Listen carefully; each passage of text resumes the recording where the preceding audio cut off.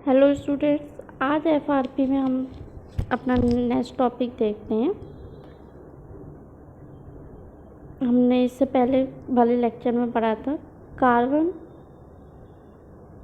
Fibre reinforce plastic क्या होता है हमारा। तो जिसमें आपके जो रेनफोर्समेंट प्रोसेस होती है वहाँ पे हम कार्बन को लेते हैं और आपकी मैट्रिक्स में हम लाइक एपॉक्सी प्लास्टिक वगैरह लेते हैं। तो उसका एडवांटेज देख लेना कि कार्बन फाइबर रेनफोर्स प्लास्टिक से जो प्रोडक्ट बनता है मैं उसमें मेन एडवांटेज हमारे क्या रहते हैं। It has long working life. अगर आपका कार्बन फाइबर रेनफोर्समेंट प्लास्टिक से कोई भी प्रोडक्ट बना है उसकी आपकी लाइफ बहुत ज़्यादा अधिक रहती है। Its density is less than density of steel. हमने भी यहाँ पे कंपेयर भी किया था, लास्ट वीडियो में देखा था कि स्टील की अपेक्षा कार्बन फाइबर रेनफोर्समेंट प्लास्टिक हमारा 5 टाइम्स स्ट्रॉन्गर होता है।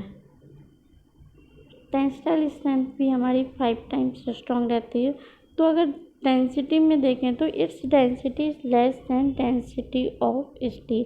स्टील की अपेक्षा कार्बन फाइबर रेनफोर्समेंट प्लास्टिक की डेंसिटी हमारी कम रहती है। It is insensitive to change in temperature. Last video में प्रॉपर्टीज हमने देखा था लो थर्मल एक्सपेंशन, ये हमारा मेन एडवांटेज रहेगा। जब आपका थर्मल एक्सपेंशन नहीं होगा तो यानी टेम्परेचर का उस पर कोई भी इफ़ेक्ट नहीं पड़ेगा। ये हमारा एक मेन एडवांटेज है। मतलब कहीं भी आपका अगर हाई वोल्टेज यूज़ हो रहा है या फिर आपका एटमॉस्फेयर का टेम्परेचर अधिक है तो वहाँ पे हम कार्बन फाइबर रेनफोर्समेंट प्लास्टिक का प्रोडक्ट यूज़ कर सकते हैं। It's compressive strength is greater than all the reinforcing material. बाकी सभी रेनफोर्सिंग मटेरियल की अपेक्षा strength carbon fibre reinforcement plastic की बहुत ज़्यादा अधिक होती है। इसके साथ साथ इसके आपके कुछ डिसएडवांटेज भी हैं। कार्बन आपको नेचुरली मिलता है, ये हमारा कोई भी लैबोरेटरी प्रोडक्ट नहीं है, तो नेचुरली मिलता है जिसकी वजह से आपका नेचुरल में इसकी क्वांटिटी कम है, मतलब इतनी ज़्यादा अधिक नहीं है। तो कम क्वांटिटी होने की वजह से आपका कार्बन फाइबर रेनफोर्स मतलब कार्बन फाइबर आपका कॉस्टली मिलता है। तो it is very costly. It is little harmful for the human body as its cause lungs cancer. Carbon fibre आपका मोस्टली ब्लैक कलर का रहता है। जब कार्बन फाइबर को हम तोड़ते हैं, मतलब जो आप as a raw material use करेंगे कहीं भी, तो हमें उसमें हैमर या फिर किसी भी लाइक का बॉल मिल वगैरह की हेल्प से या फिर ग्राइंडर वगैरह की हेल्प से हमें क्रश करना होता है। तो क्रश करते टाइम क्या रहता है, उसके छोटे छोटे पार्टिकल्स हमारे एटमॉस्फेयर में डिस्पर्स हो जाते हैं और वही हमारे सांस के थ्रू हमारे ह्यूमन बॉडी में अंदर जाने लगते हैं। अब यही हमारे लंग्स के लिए बहुत ज़्यादा हार्मफुल रहते हैं। इतने हार्मफुल होते हैं कि ये हमारे लंग्स में कैंसर बना देते हैं, जिससे आप मनुष्य की डेथ भी हो जाती है। इवन ह्यूमन बॉडी नहीं, और भी आपके लिविंग बींग्स हैं, जैसे आपके एनिमल्स रहे, उनके लिए भी हमारा कार्बन फाइबर बहुत ज़्यादा हार्मफुल रहता है। मेनली हमारा इसका मैन्युफैक्चरिंग जब हम कर रहे होते हैं तब हार्मफुल रहता है, और बनने के बाद जब प्रोडक्ट आपका तैयार होता है तो वहाँ पे हमारे लिए हार्मफुल होने की परसेंटेज बहुत ज़्यादा कम हो जाती है। अगर हमारा वही प्रोडक्ट छोटे छोटे पार्टिकल्स में क्रश हो जाता है या ग्राइंड हो जाता है, तब अगर वो सांस के थ्रू शरीर के अंदर जा रहा है और लंग्स में जाके चिपक जा रहा है, तो वहाँ पे हमारा हार्मफुल रहता है। The carbon fibres can cause corrosion. Carbon fibre के थ्रू कोरोजन भी लग जाता है। When CRP parts are attached to aluminium. Carbon fibre को हम अकेले यूज़ ना करके अगर एल्युमिनियम के साथ यूज़ करेंगे तो वहाँ पे कोरोजन लगने की परसेंटेज हमारी बहुत ज़्यादा कम हो जाती है। कार्बन फाइबर आपका स्ट्रेंथ में बहुत ज़्यादा हाई होता है, इसी वजह से और फाइबर की अपेक्षा हम कार्बन फाइबर को यूज़ करते हैं, और कार्बन फाइबर आपका साथ ही साथ बहुत ही ज़्यादा लाइट वेटेड रहता है। Despite its high initial strength to weight ratio,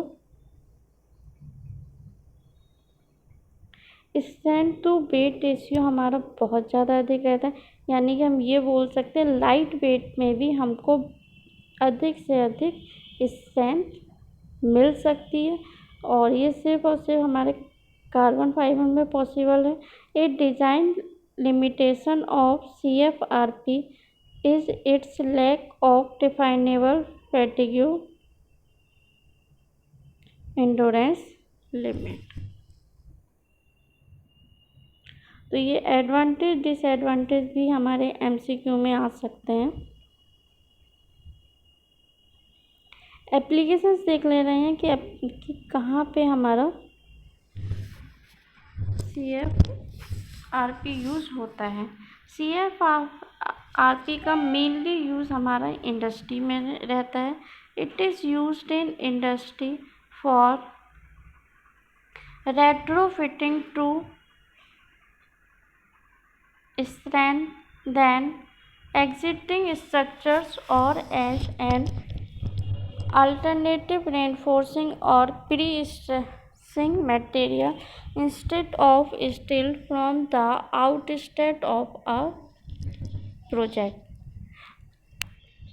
mainly जो आपने देखा होगा, जो हमारे ब्रिज वगैरह रहते हैं, ब्रिज में अगर आपके नीचे से जो कॉलम्स रहेंगे, वहाँ पे जब रिपेयरिंग हो रही होती है तो वहाँ पे हम जो ऊपर से प्लास्टिक का सीट्स लगाते हैं, मतलब जो कवरिंग वगैरह करते हैं, वहाँ पे हमारा कार्बन फाइबर प्रोडक्ट का बहुत ज़्यादा यूज़ किया जाता है, क्योंकि इसकी टेंसाइल स्ट्रेंथ बहुत ज़्यादा अधिक रहती है और वेट में हल्के रहते हैं, तो लाइट वेटेड रहता है, आराम से हम इसको कहीं भी फिक्स कर सकते हैं। It is used in industry for retrofitting to strengthen an existing structure or as an alternate reinforcing या फिर pre-stressing material instead of steel from the outset of a project। Steel का अगर हम कहीं यूज़ कर रहे हैं तो वहाँ भी हम कार्बन फाइबर रेनफोर्समेंट प्रोडक्ट का भी यूज़ कर सकते हैं। लोड कैपेसिटी हमारी बहुत ज़्यादा अधिक होती है कार्बन फाइबर प्रोडक्ट की, तो लोड कैपेसिटी अधिक होने की वजह से मेनली हम इसको ब्रिज में या फिर कोई कॉलम्स आपका बहुत बड़ा रहेगा तो वहाँ पे हम इसका यूज़ करते हैं। ब्रिज में आप देख सकते हैं नीचे ये सपोर्ट के लिए प्लेट्स लगाई गई हैं, जैसे ये फ्रिक्शन के क्लैंप है, फ्रिक्शन क्लैंप के इधर आप देखिए CFRP प्रोडक्ट लगाया गया है, जो आपका कॉलम से सेक्शन से फ्रिक्शन के क्लैंप को जोड़ रहा है। अब यहाँ पे अगर थोड़ा सा बेंड भी रहेगा तो हमारा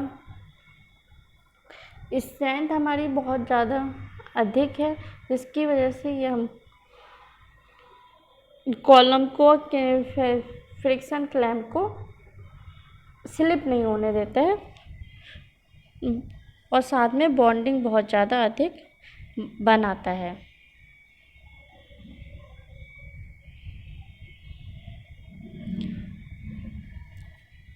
CFRP can also be applied to enhance shear strength of reinforced concrete by wrapping fabrics or fibers around the section to be strengthened. Wrapping around sections such as bridge or building column beam can also enhance the ductility of the section, greatly increasing the resistance to collapse under earthquake loading. जो भी हमारे buildings रहते हैं या फिर कोई भी आपका ब्रिज रहेगा, बीम्स रहते हैं, बिल्डिंग के हमारे कॉलम्स रहेंगे, तो वहाँ भी हमारा CFRP का यूज़ किया जाता है। लोड लेने की कैपेसिटी बहुत ज़्यादा अधिक होती है इनकी, जिस वजह से कई बार अर्थक्वेक वगैरह में भी ये बिल्डिंग्स को नहीं गिरने देता है, तो वहाँ पर भी हमारा कार्बन फाइबर रेनफोर्समेंट प्रोडक्ट का यूज़ किया जाता है। तो यहाँ पे हमारा क्वेश्चन बन सकता है कि ब्रिज में हम कौन से ब्रिज सपोर्टिंग के लिए हम कौन सा फाइबर यूज़ कर सकते हैं, तो वहाँ पे आपका कार्बन फाइबर आ जाएगा। आपका अर्थक्वेक वगैरह में कहाँ पे यूज़ रहेगा, तो वहाँ पे आपका आ जाएगा। लो थर्मल एक्सपेंशन आपका किस में रहता है, वो हमारा कार्बन फाइबर में रहता है। तो इस तरीके से MCQ क्वेश्चंस हमको याद करने होंगे, आपको एप्लीकेशंस याद करनी होंगी, एडवांटेज डिसएडवांटेज ये सब अच्छे से देख लीजिएगा आप। Thank you so much.